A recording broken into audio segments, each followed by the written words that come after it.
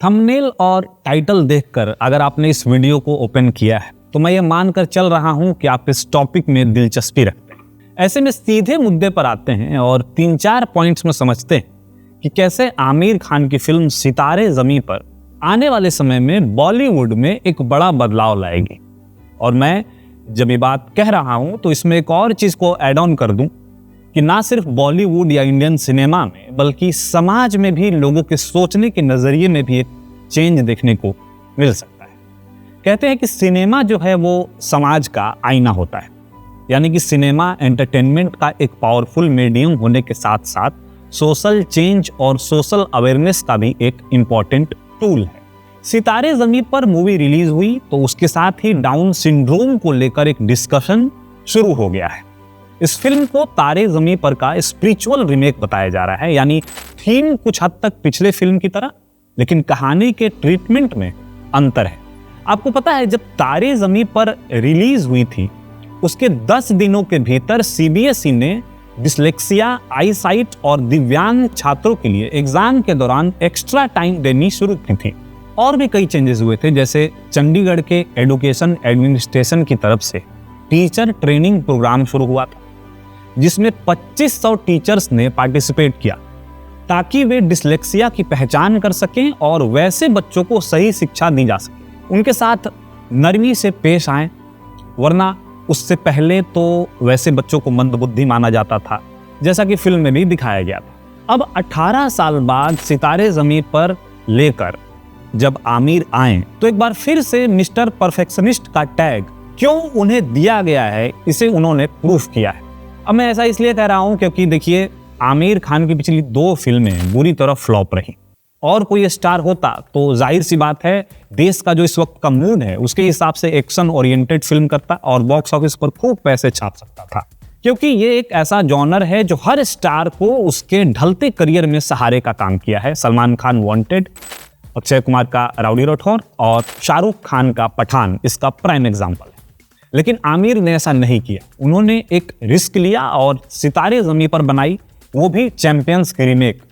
भले ही हम में से अधिकतर लोग इस फिल्म का नाम हाल फिलहाल सुने हो, पर रीमेक के नाम पर एक बार सबका मन खट्टा जरूर हुआ था। ट्रेलर आया, कुछ लोगों ने ट्रोल भी किया, लेकिन एक बड़ा तबका ये मानकर चल रहा था कि फिल्म देखने लायक होगी।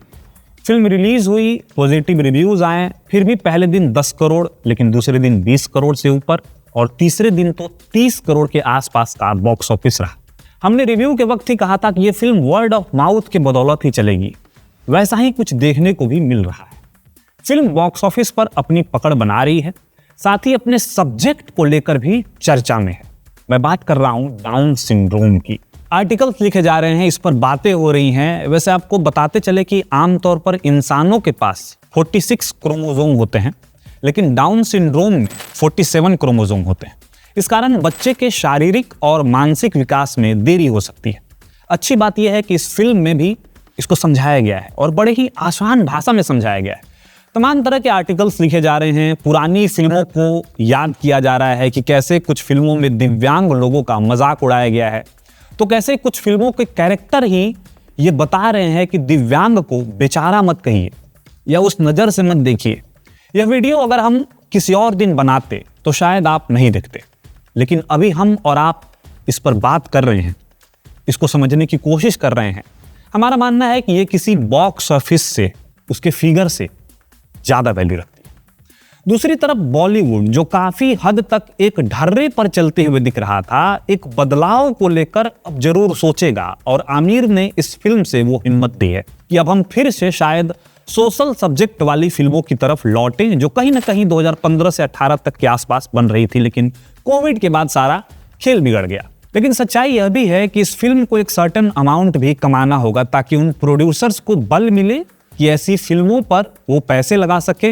एक और बात कि काफी समय बाद एक ऐसी फिल्म आई है जिसे देखने लोग फैमिली के साथ जा रहे हैं, यानी इस फिल्म के साथ फैमिली फिल्म, इमोशनल फिल्म की वापसी भी हो गई है, ऐसा हम कह सकते हैं। इसके अलावा सिंपल ह्यूमर, बिना गाली गलौज का प्रयोग किए गए डायलॉग से भी लोग हंस रहे हैं, यानी आने वाले समय में एडल्ट सर्टिफिकेट वाली और मार धार खूनम खून वाली फिल्मों से अब एक ब्रेक देखने को मिल सकता है।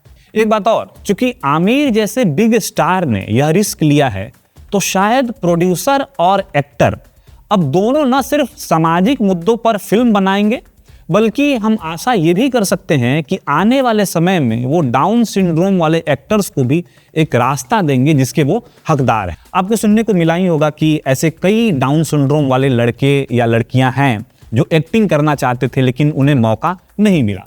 सितारे ज़मीं पर के बाद शायद अब आने वाले समय में उन्हें भी मौका मिले। यानी ओवरऑल हमारा यह मानना है कि इस फिल्म के बाद अब काफ़ी कुछ बदलने वाला है।